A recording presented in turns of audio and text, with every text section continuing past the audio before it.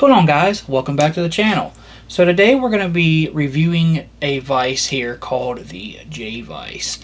Now this is a vise made by a guy named Jay Smith, and I believe he's in southern Africa. I'm not 100% sure about that. So as you can see here, I mean, this thing is just an absolute beautiful masterpiece.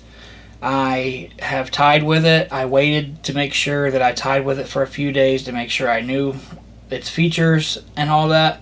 So if you're wondering why I have this not connected to anything, because I actually got mine with a desk mount, and what that is you actually screw it to the underside of your desk.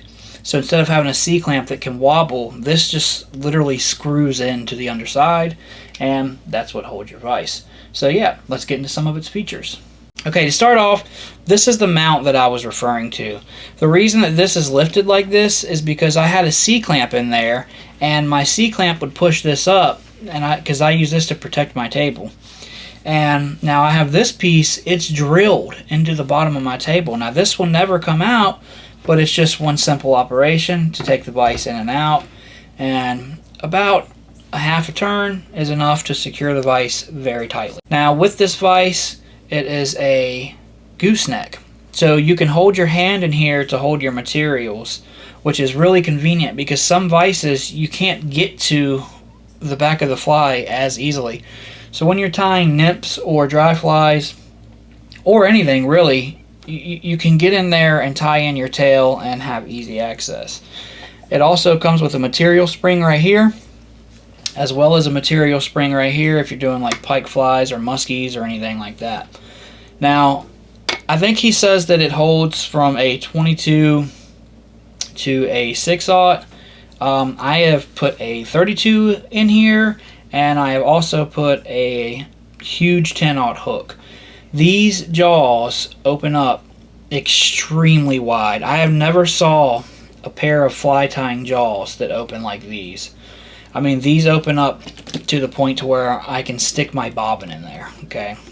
Now, obviously, I wouldn't go putting a hook in there. They're also really easy to take apart. You just keep unscrewing this, and then this little back piece pops out here, like so, and there you have it. Another thing that I really love about this vise is the way that it clicks in when you put a hook in it. So let me show you here. So when I put the hook in the jaws, you know, you can stop right there if you want. That'll still hold it, but when you go to push it up, it clicks and then you're in. And another good thing about this is there is 4 slots in here. Actually, I'm sorry, 5 slots in here to hold the hooks. And unlike a few vices on the market, they have the straight slots. These are curved, and they hold any hook that you put in there. It is going to hold it 100%. I guarantee it. So I have this big hook right here. This is a big, thick, heavy Arex hook, and slide it right in. Boom. That isn't going anywhere. And you know, I barely have it down there. But it's in. That will never, ever, ever go anywhere. Okay. Another cool thing about this is the adjustment. So to adjust this vise, all you're going to do is hit it right there. So now I have it loosened up, bring it back, now it's tight, and wherever you put it, it's going to stay there, and it's still extremely smooth. So I like to have mine like a good medium. I like to be able to hold, but I also like it to be able to spin very smoothly, because you can turn this tight enough to where it's not going to move. And you can also loosen it up to, you know, you can spin, spin, spin, but most fly tyers, and including myself, you like a good fine medium. So I also have the bobbin cradle with mine, as you see here.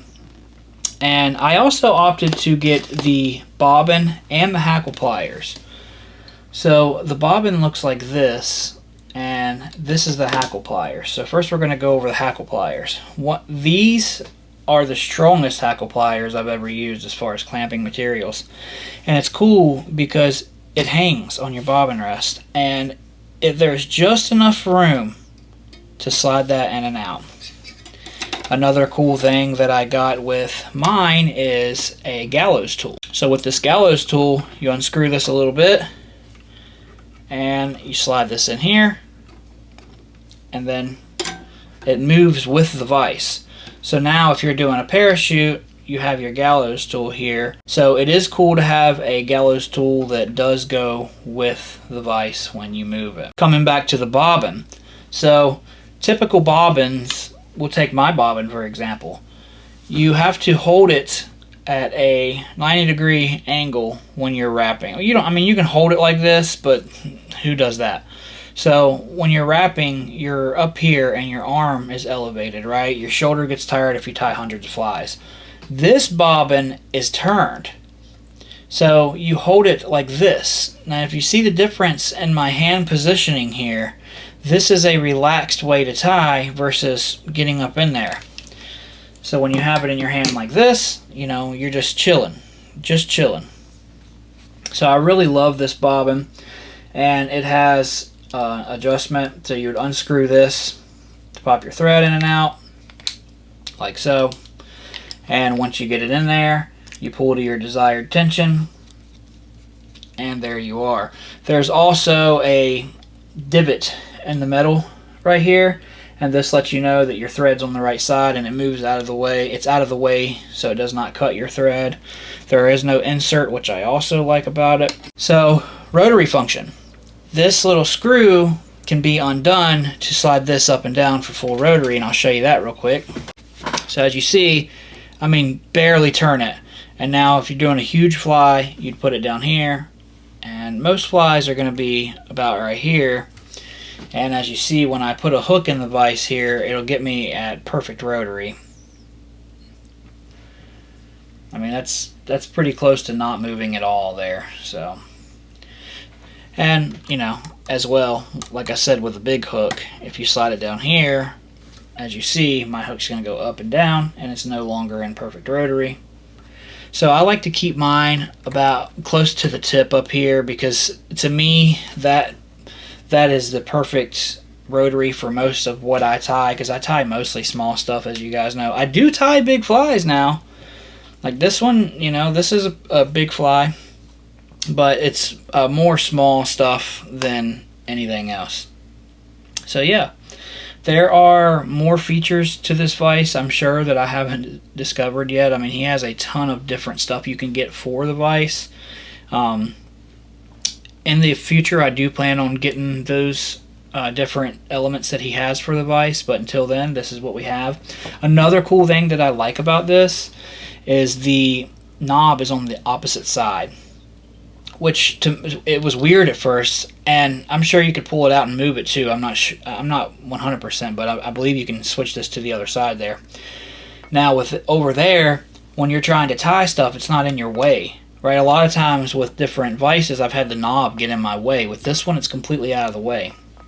Again, beautiful, beautiful vise. It's so satisfying to tie with.